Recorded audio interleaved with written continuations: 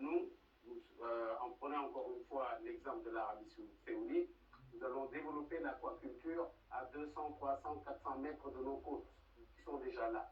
Et le premier projet va démarrer incessamment sous peu. Il y a d'autres projets que nous avons dans le pipe.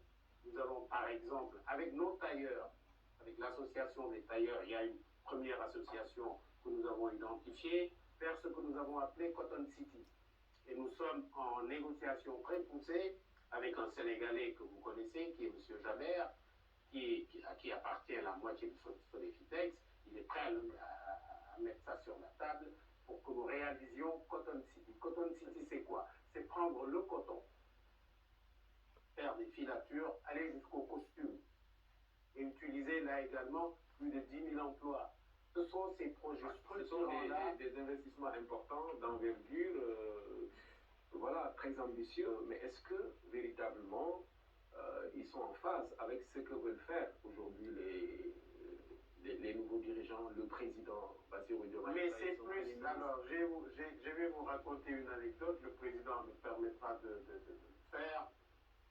Il m'a dit, mais doyen, est-ce que vous avez vu que quand j'ai serré la main du président de Guinée, j'ai donné mes deux mains? Lui, je ne sais pas pourquoi. Moi, je sais que c'est parce que j'ai besoin de sa bauxite pour que nous puissions faire de l'aluminium à partir du Sénégal. Ça veut dire que non seulement il a compris, mais il l'a déjà intégré. Le Premier ministre lui-même, il y a 5 ans, quand il est venu assister au lancement de nos fameuses routes de l'acier et de l'aluminium, nous a dit, écoutez, il l'a dit publiquement, le seul projet pour lequel je suis prêt à m'asseoir avec Macky Sall, c'est pour développer ce projet-là. Donc on est en phase. Très bien. Maintenant, la balle est dans notre camp. C'est la raison pour laquelle, sachant que le premier problème, c'est le foncier, nous avons pu sécuriser 1800 hectares pour démarrer les travaux. Et c'est pour cela que je demande encore une fois aux Sénégalais d'être patients. Les choses ne se passeront pas du jour au lendemain. C'est un débat d'ailleurs, parce que l'opérationnalisation du projet que porte le président de la République aujourd'hui est discutée. La question est simple, il y a un gap entre une promesse électorale et les réalités de l'exercice du pouvoir. Aujourd'hui, la réflexion est différée et on aura dans quelques mois certainement une idée claire de ce projet-là. Et le projet, nous le connaissons.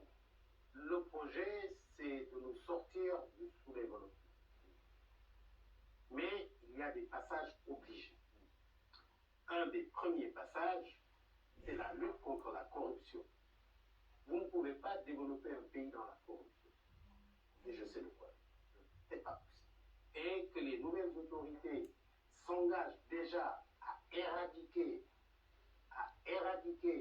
la corruption, c'est déjà un pas extrêmement important. Deuxièmement, il faut avoir une vision. Et le projet est une vision. Maintenant, la vision, encore une fois, il faut que les gens soient patients et il faut également que les Sénégalais, que nous apprenions à être disciplinés. Vous ne pouvez pas développer un pays en anarchie. Si vous n'êtes pas discipliné, ce n'est pas possible. Prends un seul exemple. Regardez maintenant les motocyclistes Jakarta et autres. Il faut les discipliner. Prenons un exemple. Quid du port du casque seulement. Vous décidez que vous leur donnez 2 semaines, ou 3 ou 4, pour que chaque motoriste ou motocycliste puisse avoir un casque. Mais ils ne le feront pas. Et on le sait. Donc, si vous n'avez pas, encore une fois, de la discipline, et si vous ne savez pas où vous voulez aller, vous avez des problèmes. Par la grâce de Dieu, ceux qui nous dirigent savent où ils vont aller, où ils veulent aller. C'est à nous de les accompagner, nous le secteur privé d'abord, en apportant des projets comme ceux que je vous ai décrits sur la table, et en voyant avec eux et nos partenaires extérieurs comment nous organiser pour aller de l'avant et pour, encore une fois, créer de la richesse et par-delà, créer des emplois. D'accord. Vous avez parlé tout à l'heure de corruption dans le même ordre d'idée.